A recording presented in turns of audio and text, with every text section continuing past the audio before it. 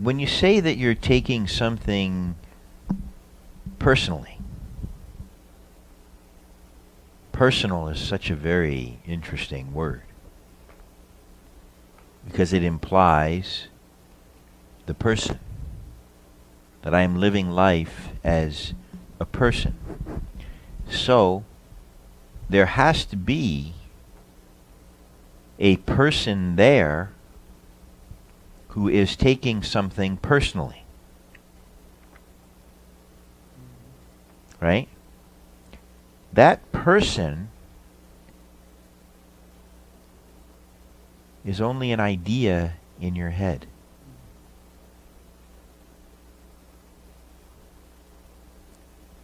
The person that is taking it personally is a concept in your mind. And your world is being colored by concepts in your mind.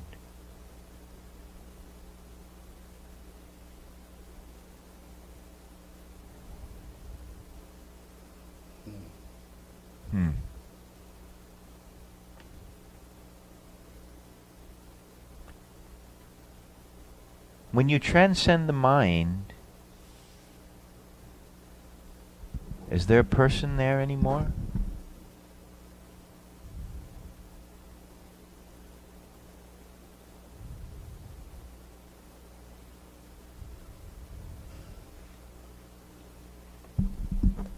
A person to take things personally, to get offended, to know who I am. All ego.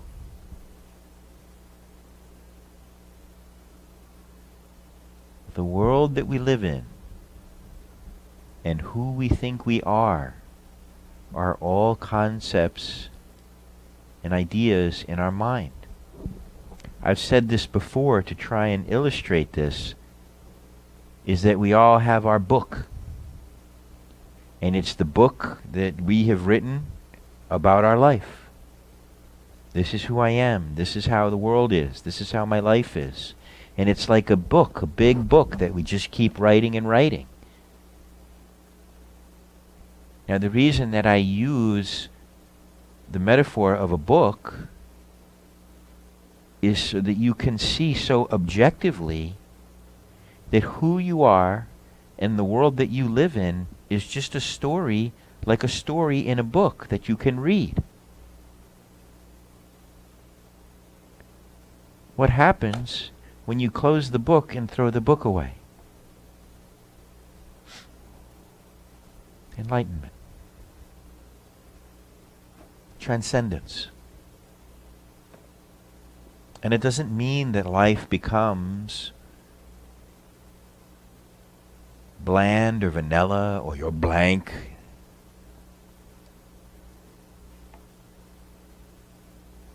You're present in the moment. The intuitive mind somehow guides you, unlike the rational mind that needs reasons for everything. There is no judgment, objectivity, equanimity.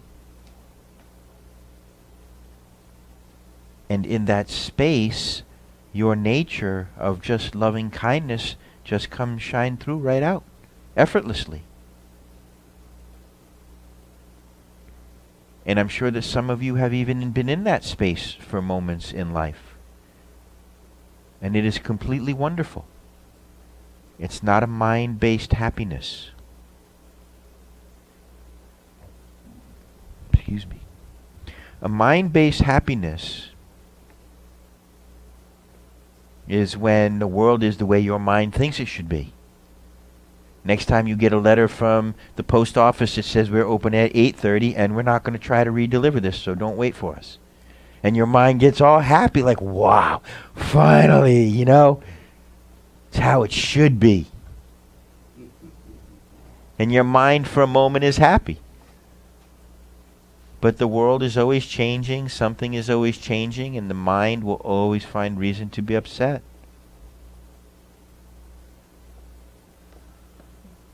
And so what I'm always here trying to do every week in satsang with you is help you see more clearly what your mind is doing,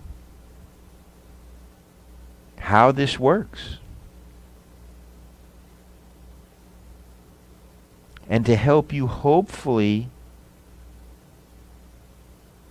rely less and less on conceptual ideas and conceptual understanding and begin to get more and more comfortable without conceptual ideas and conceptual understanding.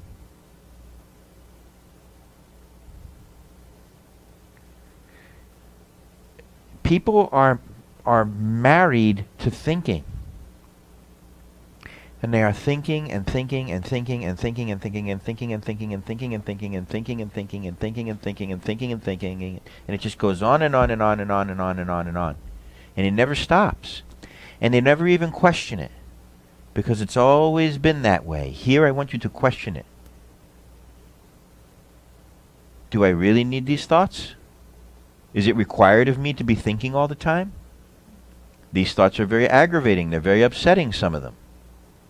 Why do I give them any attention? Who am I that's giving them attention? Who am I that is taking the attention away?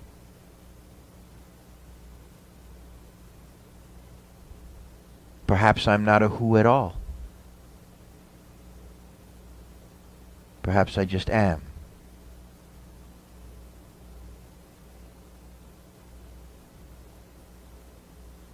The mind is constantly coloring the world.